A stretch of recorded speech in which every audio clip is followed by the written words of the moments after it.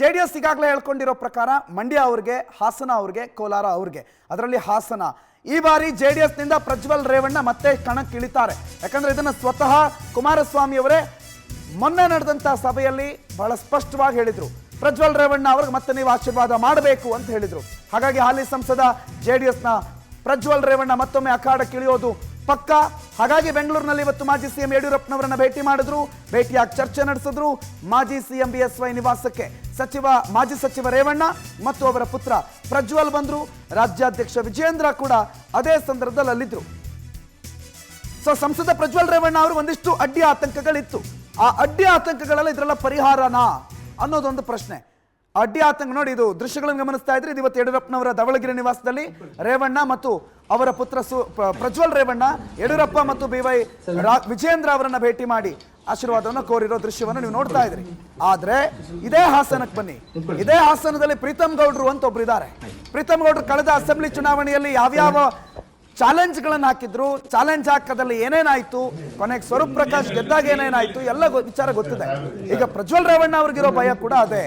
ಹಾಸನದಲ್ಲಿ ಒಂದ್ ವೇಳೆ ಪ್ರೀತಮ್ ಗೌಡ್ರು ಅವರ ಬೆಂಬಲಿತ BJP ನಾಯಕರುಗಳು ನಮಗೆಲ್ಲ ಒಳ್ಳೆಟ್ಟು ಕೊಡ್ತಾರೆ ಅನ್ನೋ ಆತಂಕ ಇದೆ.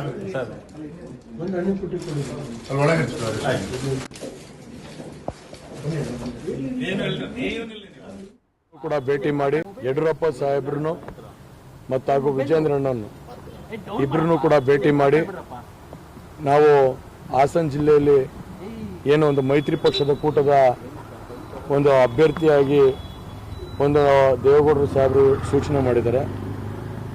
ನಮ್ಮ ಕ್ಷೇತ್ರಕ್ಕೆ ನೀವು ಬಂದು ನಮ್ಮನ್ನು ಒಂದು ಪ್ರಚಾರಕ್ಕೆ ಎಲ್ಲ ಬರೋ ಅಂಥ ಕೆಲಸ ಮಾಡಬೇಕು, ನಿಮ್ಮ ಸಹಕಾರ ಇರಬೇಕು ಹಾಗೂ ನಿಮ್ಮ ಆಶೀರ್ವಾದ ಇರಬೇಕು ಅಂತ ಹೇಳಿ ಇವತ್ತು ಅವರ ಒಂದು ಆಶೀರ್ವಾದ ಪಡೆಯೋದಕ್ಕೋಸ್ಕರ ಇವತ್ತು ನಾವು ಮತ್ತು ನಮ್ಮ ತಂದೆ ಆದಂಥ ರೇವಣ್ಣ ಸಾಹೇಬರು ಇಬ್ಬರೂ ಕೂಡ ಬಂದು ಅವರ ಆಶೀರ್ವಾದ ಪಡೆದಿದ್ದೀವಿ. ಅವರು ಸಂಪೂರ್ಣ ಭರವಸೆನ ನಾನೇ ಖುದ್ದಾಗಿ ಅದು ನನ್ನ ಚುನಾವಣೆ ಅಂತೇನೆ ನಾನು ನಡೆಸ್ಕೊಡ್ತೀನಿ ಅಂತ ಹೇಳಿ ಇವತ್ತು ವಿಜೇಂದ್ರಣ್ಣವರು ಮತ್ತು ಹಾಗೂ ಯಡಿಯೂರಪ್ಪ ಸಾಹೇಬರು ಹೇಳಿದ್ದಾರೆ. ಹಾಗಾಗಿ ಅವರ ಒಂದು ಆಶೀರ್ವಾದದ ಮೇಲೆ ಮತ್ತು ವಿಜೇಂದ್ರಣ್ಣವರ ಆಶೀರ್ವಾದದ ಮೇಲೆ ಹಾಗೂ ದೇವೇಗೌಡರು ಸಾಹೇಬರ ಆಶೀರ್ವಾದದ ಮೇಲೆ ಇವತ್ತು ನಮ್ಮ ರಾಜ್ಯದ ಮಾಜಿ ಮುಖ್ಯಮಂತ್ರಿಗಳು ಹಿರಿಯ ನಾಯಕರು ಆದಂಥ ಸನ್ಮಾನ್ಯ ಯಡಿಯೂರಪ್ಪ ಸಾಹೇಬರು ಹಾಗೂ ನಮ್ಮ BJP ಪಕ್ಷದ ಯುವ ಮುಖಂಡರು, ರಾಜ್ಯದ BJP ಅಧ್ಯಕ್ಷರಾದಂಥ ವಿಜಯಣ್ಣವರು ಸಹ ಇವತ್ತು ನಮ್ಮ ಜಿಲ್ಲೆಯ ಏನು ಇವತ್ತು ಇಡೀ ದೇಶದಲ್ಲಿ ಮೋದಿಯರನ್ನ ಪ್ರಧಾನಮಂತ್ರಿ ಮಾಡಬೇಕು ಅನ್ನೋ ಒಂದೇ ಉದ್ದೇಶದಿಂದ ಒಂದು ವಿಚಾರ ಅಂತೂ ಸ್ಪಷ್ಟ. ಒಂದು ಯಡಿಯೂರಪ್ಪನವರಿಂದ ಕೇಳಿದ್ರು, ಅವರನ್ನ ಸ್ವತಃ ಪ್ರಚಾರಕ್ಕೆ ಬನ್ನಿ ಅಂತ ಕೇಳಿದ್ರು. ಅದ್ರ ಜೊತೆಗೆ ಪ್ರೀತಮ್ ಗೌಡ್ರ ವಿಚಾರದಲ್ಲೂ ಕೂಡ ಇಲ್ಲಿ ಚರ್ಚೆ ಆಗಿದೆ ಅನ್ನುವ ಇನ್ಸೈಟ್ ನಮಗೆ ಲಭಿಸ್ತಾ ಇದೆ. ಆ ಬಗ್ಗೆ ಮಾಹಿತಿ ಕೊಡ್ತಾರೆ ನಮ್ಮ ಪ್ರತಿನಿಧಿ ರೂಪೇಶ್ ಬೈಂದೂರು, ಲೈವ್ನಲ್ಲಿ ಜಾಯ್ನ್ ಆಗಿದ್ದಾರೆ. ರೂಪೇಶ್, ಒಂದು ವಿಚಾರ ಬಹಳ ಸ್ಪಷ್ಟ, ಯಡಿಯೂರಪ್ಪನವ್ರನ್ನ ಕ್ಷೇತ್ರಕ್ಕೆ ಬನ್ನಿ, BJPಯ ಪರವಾಗಿ BJP ನಾಯಕರುಗಳಲ್ಲಿ ಹೇಳಿ ಒಂದು ಪ್ರಚಾರಕ್ಕೆ ಬರಬೇಕು ಅನ್ನೋದು ಸಾಮಾನ್ಯ. ಅದ್ರ ಜೊತೆಗೆ ಪ್ರೀತಮ್ ಗೌಡ್ರ ವಿಚಾರ ಕೂಡ ಚರ್ಚೆ ಆಗಿದೆಯಂತೆ.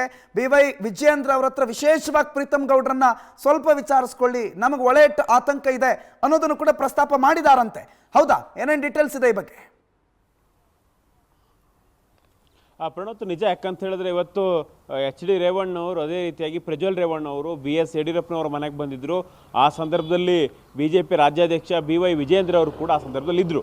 ಆದರೆ ಇಲ್ಲಿ ಪ್ರಮುಖವಾಗಿ ಮೇಲ್ನೋಟಕ್ಕೆ ಪ್ರಚಾರಕ್ಕೆ ಬನ್ನಿ ಅಂತೇಳಿ, ಅದೇ ರೀತಿ ಸಹಕಾರ ಇರಲಿ ಅಂಥೇಳಿ ಕೂಡ ಭೇಟಿ ಅಂತಾದರೂ ಕೂಡ ಒಳಗಡೆ ಬೇರೆದೇ ರೀತಿಯಾಗಿದೆ.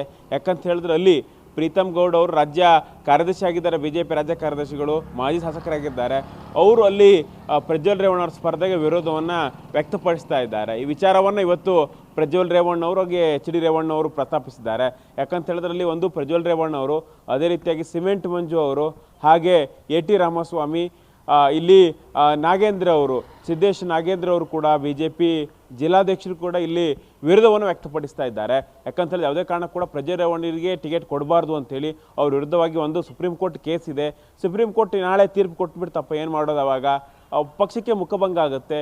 ಹೀಗಾಗಿ ಬೇರೆ ಅಭ್ಯರ್ಥಿನ ಕಣಕ್ಕಿಳಿಸಿ ಅಂತೇಳಿ ಪ್ರೀತಮ್ ಗೌಡ ಮೊದಲು BJP ಕೊಡಿ ಅಂತೇಳಿ ವಾದವನ್ನು ಮಾಡ್ತಾ ಇದ್ರು.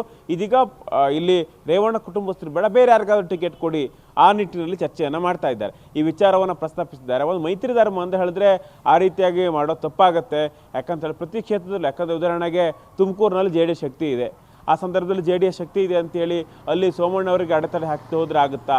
ಈ ರೀತಿಯಾಗಿ ಎಕ್ಸಾಂಪಲ್ ಮೂಲಕವಾಗಿ ಯಡಿಯೂರಪ್ಪನವ್ರ ಬಳಿ, ಅದೇ ರೀತಿ ವಿಜೇಂದ್ರ ಬಳಿಯಾಗಿ ಬಳಿಯಲ್ಲಿ ಮನವಿಯನ್ನು ಮಾಡ್ಕೊಂಡಿದ್ದಾರೆ. ಪ್ರೀತಮ್ ಗೌಡರ ಮನವೊಲಿಸಿ, ಯಾಕಂತ ಹೇಳಿದ್ರೆ ವಿಜೇಂದ್ರ ಅವರ ಆಪ್ತರು ಇದ್ದಾರೆ, BJP ರಾಜ್ಯಾಧ್ಯಕ್ಷರ ಆಪ್ತರು ಇರೋದ್ರಿಂದ ಅವ್ರನ್ನ ಮನವೊಲಿಸಿ, ಯಾಕಂದ್ರೆ ಮೈತ್ರಿ ಧರ್ಮ ಪಾಲನೆ ಆಗಬೇಕಾಗತ್ತೆ. ಹೀಗೆ ಒಟ್ಟಾರಾಗಿ JDS ಶಕ್ತಿ ಒಂದು 50 ಕ್ಷೇತ್ರಗಳಿದೆ. ಹೀಗಾಗಿ ಆಯಾ ಕ್ಷೇತ್ರಗಳಲ್ಲಿ ಏನಾದರೂ ಸಮಸ್ಯೆ ಮಾಡ್ತಾ ಹೋದರೆ BJP ಕೂಡ ಡ್ಯಾಮೇಜ್ ಆಗ್ತಾ ಹೋಗುತ್ತೆ. ಹೀಗಾಗಿ ಯಾವುದೇ ರೀತಿ ಭಿನ್ನಮತಕ್ಕೆ ಯಾವುದೇ ರೀತಿಯಾಗಿ ಒಂದು ಗೊಂದಲಕ್ಕೆ ಆಸ್ಪದ ಕೊಡೋದು ಬೇಡ. ಇಲ್ಲಿ JDSನ ಪರ ಕೆಲಸ ಮಾಡಲಿಕ್ಕೆ ಪ್ರೀತಮ್ ಗೌಡ ಅವ್ರಿಗೆ ಹೇಳಿ ಅಂತ ಹೇಳಿ ಯಡಿಯೂರಪ್ಪನ ಬಳಿ ಕೂಡ ಮನವಿ ಮಾಡ್ಕೊಂಡಿದ್ದಾರೆ. ಯಡಿಯೂರಪ್ಪನವರು ಅದೇ ರೀತಿ ವಿಜೇಂದ್ರ ಅವರು ನಾನೇ ಹಾಸನಕ್ಕೆ ಬರ್ತೇನೆ, ಆ ಸಂದರ್ಭದಲ್ಲಿ ಎಲ್ಲರನ್ನೂ ಕೂಡ ಕುಳಿತುಕೊಂಡು ನಿಲ್ಲಿಸಿ ಮಾತಾಡೋಣ. ಯಾಕಂತ ಹೇಳಿದ್ರೆ ಒಂದಿಷ್ಟು ಪಕ್ಷ ಸಂಘಟನೆ ಮಾಡ್ಕೊಂಡು ಬಂದಿದ್ದಾರೆ, ಅಲ್ಲೆಲ್ಲ ಕಾರ್ಯಕರ್ತರ ಮಟ್ಟದಲ್ಲಿ ಸಮನ್ವಯತೆ ಆಗಬೇಕಾಗತ್ತೆ. ಹೀಗಾಗಿ ಎಲ್ಲಾ ವಿಚಾರ ಕುರಿತಂತೆ ಚರ್ಚೆ ಮಾಡೋಣ, ಏನೇನಾಗುತ್ತೆ ಯಾಕಂತ ಹೇಳಿದ್ರೆ ಯಾವ ರೀತಿಯಾಗಿ ಸಮನ್ವಯತೆ ಸಾಧಿಸಬಹುದು, ಸಮನ್ವಯ ಸಾಧಿಸಬೇಕಾದ್ರೆ ಯಾರನ್ನಲ್ಲಿ ಮುಂದಿಟ್ಟುಕೊಂಡು ಹೋದ್ರಾಗುತ್ತೆ, ಎಲ್ಲಾ ವಿಚಾರವನ್ನ ಪ್ರಸ್ತಾಪನೆ ಮಾಡೋಣ. ಖುದ್ದಾಗಿ ಯಡಿಯೂರಪ್ಪನವರು ನಾನೇ ಬರ್ತೀನಿ ಅಂತೇಳಿ ಹೇಳಿದ್ದಾರೆ. ಹೀಗಾಗಿ ಪ್ರಜ್ವಲ್ ರೇವಣ್ಣ ಅವರ ಕುಟುಂಬ ಸಂತಸದಿಂದ ಹೋಗಿದೆ.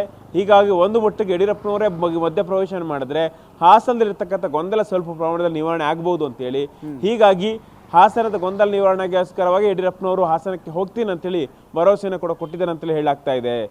ಪ್ರಣುತ್.